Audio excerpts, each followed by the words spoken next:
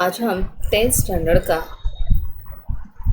Part 1 में जो स्थूलवाचन है मोठे होत असलेल्या मुलांनो सीखेंगे। इसके लेखक है डॉक्टर अनिल काकोडकर। फर्स्ट पैरा में डॉक्टर अनिल काकोडकर के बारे में इन्फॉर्मेशन दी है। भारतातील सुप्रसिद्ध अणुशास्त्रज्ञ, सुप्रसिद्ध फेमस अणुशास्त्रज्ञ, एटॉमिक साइंटिस्ट। तो इंडिया के फेमस एटॉमिक साइंटिस्ट कौन है? डॉक्टर अनिल काकोडकर। भारतीय अणुऊर्जा मंडळाचे माजी अध्यक्ष, माजी मीन्स पहले हो चुके। अणुऊर्जा, एटॉमिक एनर्जी, तो पहले वो क्या रह चुके हैं? अणुऊर्जा मंडळाचे माजी अध्यक्ष, यानी वो एटॉमिक एनर्जी के हेड रह चुके हैं। भारत सरकारच्या पद्मविभूषण पुरस्काराने सन्मानित। भारत सरकार, जो हमारी इंडियन गवर्नमेंट है, वो फेमस जो पर्सन होते हैं उन्हें पद्म विभूषण, जिनका काम फेमस होता है, उनको पद्म विभूषण इस अवार्ड से सम्मानित करते हैं। तो इन्हें भी डॉक्टर अनिल काकोडकर है, उन्हें भी पद्म विभूषण पुरस्कार से सम्मानित किया था। मोठे होत असलेल्या मुलांना उद्देशून डॉक्टर काकोडकर यांनी हे पत्र लिहिले आहे। अभी आप जो लेसन पढ़ने जा रहे हो वो एक लेटर फॉर्म में है। तो किसने लिखा है? डॉक्टर अनिल काकोडकर। और किसके लिए लिखा है? तो आप जैसे जो 10th स्टैंडर्ड के बच्चे हैं, कॉलेज में जाने वाले बच्चे हैं, उनको सामने रख के ये लेटर लिखा गया है। तो इसीलिए यहाँ पे बोला है, मोठे होत असलेल्या मुलांना उद्देशून डॉक्टर काकोडकर यांनी हे पत्र लिहिले आहे। त्यांचे बार्कमधील अनुभव मुलांचे भावविश्व निश्चित समृद्ध करतील। बार्क यह एक इंस्टीट्यूट है जहाँ पे लेखक अनिल काकोडकर अपना कॉलेज की पढ़ाई कंप्लीट करके वहाँ पे उन्होंने एडमिशन लिया था। और वहाँ पे जो अनुभव यानी एक्सपीरियंस आए, उनको जो वहाँ पे एक्सपीरियंस आए थे, तो कह रहे हैं कि आप जैसे बच्चे हैं तो उनको इसकी हेल्प होगी। जो उन्होंने लाइफ में सीखा है, जो एक्सपीरियंस लिए हैं, वो आपको कहीं ना कहीं काम आएंगे। कुठल्याही मोठ्या कामाची सुरुवात असंख्य छोट्या छोट्या कामामधून होत असते। आप कौन सा भी बड़ा काम करने के लिए जाओगे, लेकिन उसकी स्टार्ट आपको कहाँ से करनी है? जो छोटे छोटे काम हैं उसी में से होती है। सीधा आप बड़े जंप नहीं ले सकते। यानी आपको क्या करना है? आपको बड़ा काम करना है, लेकिन आपको छोटे काम को नज़रअंदाज नहीं करना है। म्हणून कोणतेही काम कमी दर्जाचे न मानता ते करायची सवय ठेवली तर मोठी कामे करताना अडचणी येत नाहीत। कोणतेही मोठे काम कमी दर्जाचे, कोई भी छोटा काम है वो आपको ऐसा नहीं समझना है कि ये मेरे लेवल का नहीं है तो मैं ये काम नहीं कर सकता। ते काम करायची आपल्याला सवय ठेवली पाहिजे। तर सवय यानी हैबिट, कौन सा भी छोटा काम रहने दो, वो हमें करने की आदत लगानी है। तर मोठी कामे करताना अडचणी येणार नाहीत, अडचणी येत नाहीत।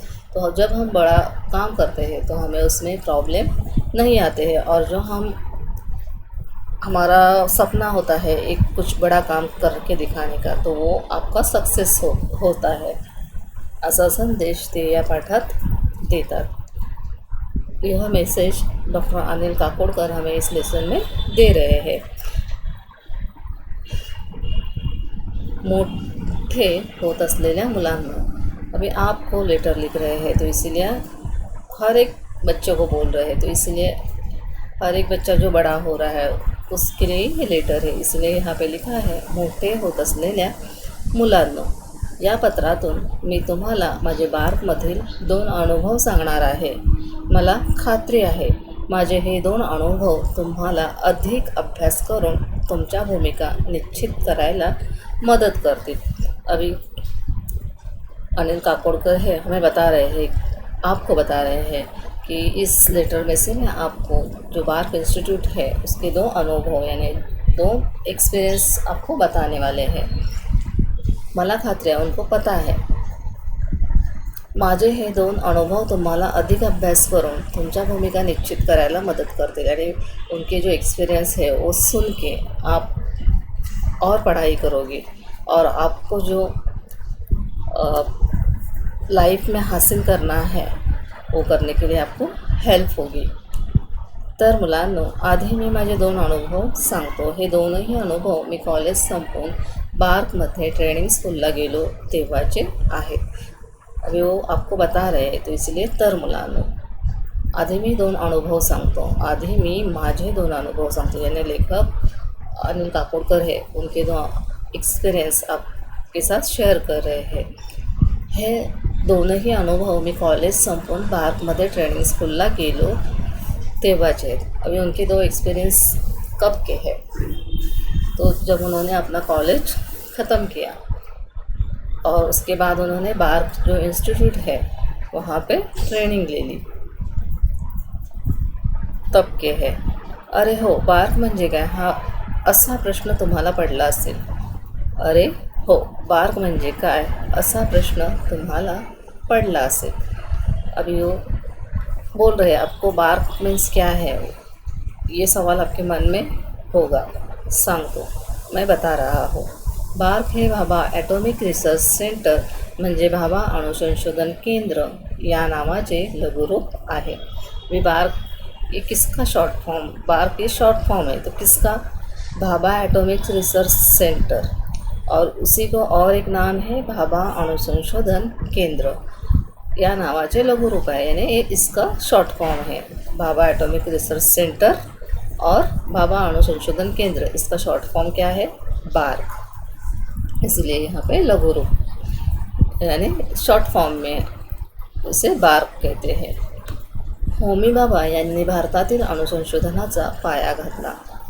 होमी भाभा ये क्या है, फेमस साइंटिस्ट हैं इंडिया के. तो इन्होंने भी क्या किया था, जो भारतीय अणुसंशोधनाचा बेस है, ये इन्होंने जो नींव बोलते हैं हम, वो इन्होंने रखी थी. म्हणून त्यांचे नाव या संस्थेला दिले आहे. इसीलिए इनका नाम जो ये इंस्टीट्यूट है बार्क को दिया हुआ है. देखो, Bhabha Atomic Research Centre, Bhabha अणुसंशोधन केंद्र, ये मराठी में है, ये इंग्लिश में है. तर बार्क की संस्था आता प्रचंड मोठी आहे. बार्क अभी जो इंस्टीट्यूट है वो अभी बहुत बड़ा है. पण मी तिथे ट्रेनिंग स्कूलला गेलो तेव्हा ती संस्था सुरू होऊन जेमतेम 7 वर्ष झाली होती. अभी लेखक ने वहाँ पे एडमिशन लिया था. तब बार्क जो इंस्टीट्यूट है उसको स्टार्ट होके 7 इयर्स हुए थे. आम्ही जवळपास 100 मुले मुली होतो. वे वहाँ पे पढ़ने के लिए कितने बच्चे थे, 100 गर्ल्स भी थी और बॉयज़ भी थे. मी ट्रेनिंग स्कूलला असताना होमी भाभा 3-4 वेळा आले होते. अभी लेखक वहाँ पे ट्रेनिंग स्कूल में थे. तब डॉक्टर होमी भाभा वो वहाँ पे कितनी बार आए थे, 3 और 4 टाइम्स. प्रचंड स्फूर्तिदायक व्यक्तिमत्व होतं ते. किसके बारे में बोला गया है, ये डॉक्टर होमी भाभा के बारे में. तो वो कैसे थे, उनकी पर्सनालिटी, उनका स्वभाव कैसा था, तो स्फूर्तिदायक यानी एनर्जेटिक था. हमारे ऊपर किसी के भी ऊपर उनकी छाप पड़ जाएगी ऐसा था. एकदा मी त्यांना विचारलं, आम्ही इतकी मुलं मुली आहोत पण सर्वांना पुरेल इतकं काम कुठे आहे इथे. ते म्हणाले, तुम्ही त्याची काळजी का करता, तुम्ही सर्वजण संशोधन करत राहा. एकदा आम्ही त्यांना विचारलं, यानी जो बार्क में सब स्टूडेंट है उन्होंने होमी भाभा को पूछा, आम्ही इतकी मुलं मुली आहोत, यहाँ पे हम इतने सारे स्टूडेंट हैं, बच्चे हैं, त्यासाठी हां पण सर्वांना पुरेल इतकं काम कुठे आहे, लेकिन सबको काम मिलेगा, यहाँ पे इतना काम नहीं है. सर्वांना पुरेल इतकं काम कुठे आहे इथे, यानी हम सबको काम मिलेगा, ऐसा यहाँ पे कोई भी काम नहीं है. ते म्हणाले, तुम्ही त्याची काळजी का करता. डॉक्टर होमी बाबा ने आंसर दिया, आप उसका टेंशन मत ले लो. तुम्ही सर्वजण संशोधन करत राहा. संशोधन यानी आप रिसर्च करते रहो. सर्वजण यानी सब. तुम्ही सर्वजण संशोधन करत राहा. त्यासाठी सरकारला खर्च किती येतो याचा आत्ता विचार करू नका.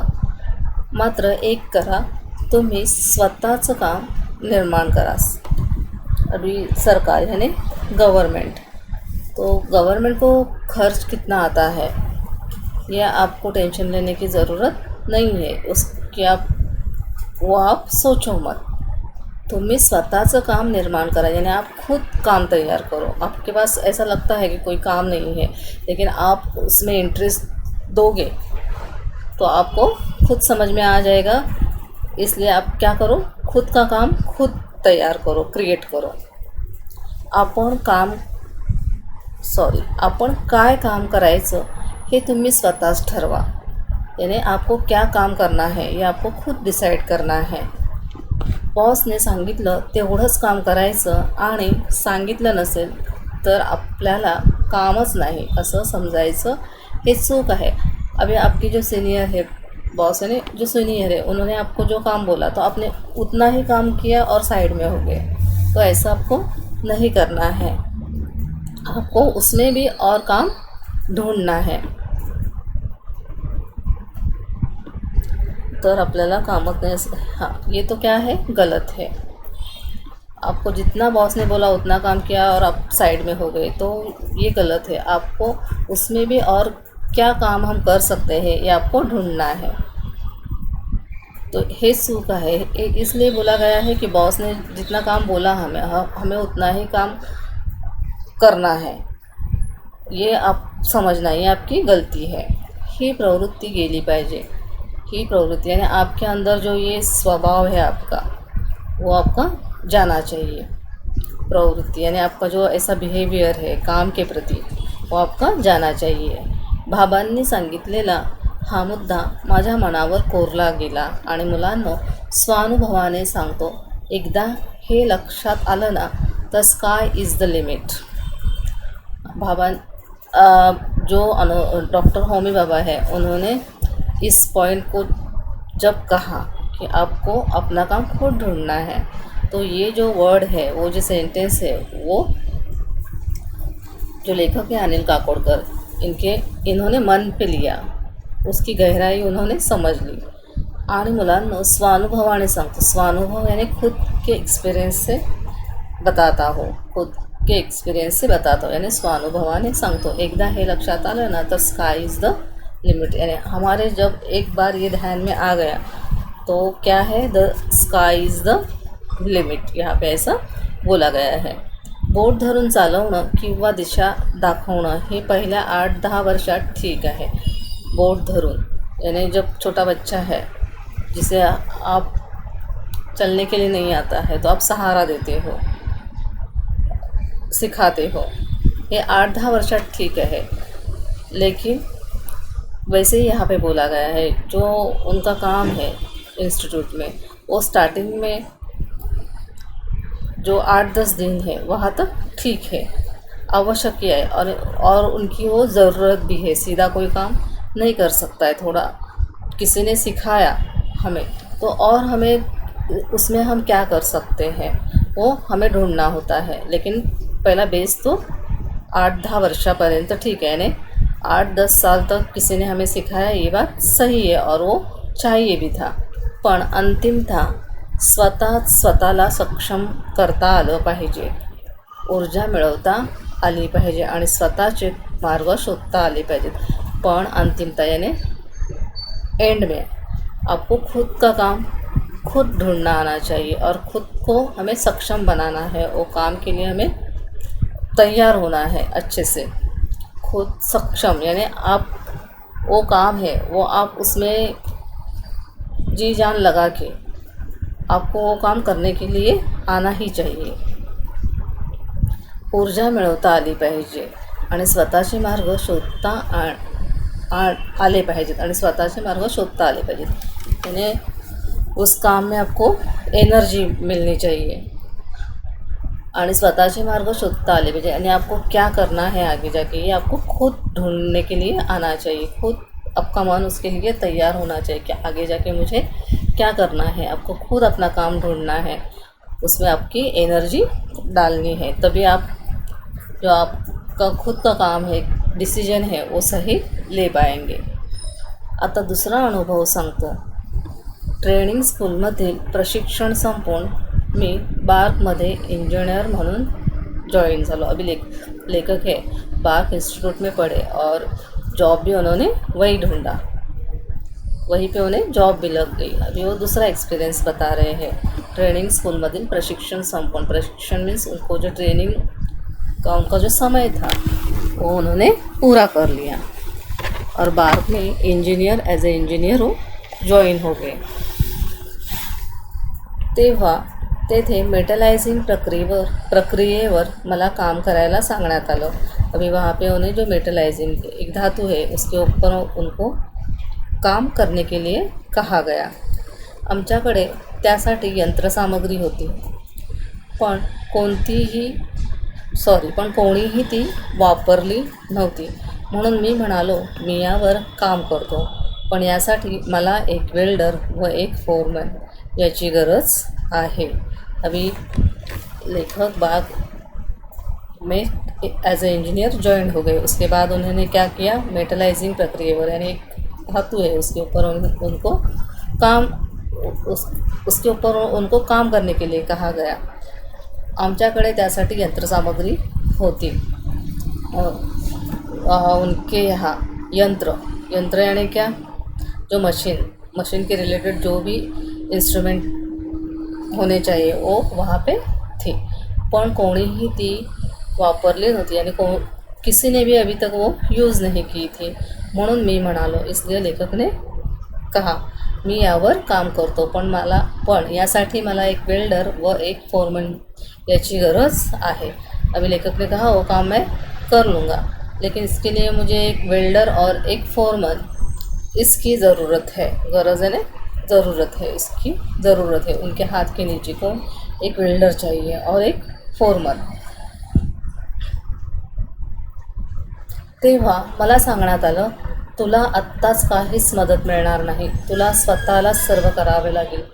यानी जो उनके वरिष्ठ थे यानी बड़े अधिकारी थे, जो उनके बॉस थे, उन्होंने उनको क्या कहा कि आपको अभी वेल्डर और फोरमैन नहीं मिलेगा, हमारी तरफ से आपको कुछ भी मदद, कुछ भी हेल्प अभी नहीं मिलेगी. तुला स्वतःला सर्व करावं लागेल, आपको खुद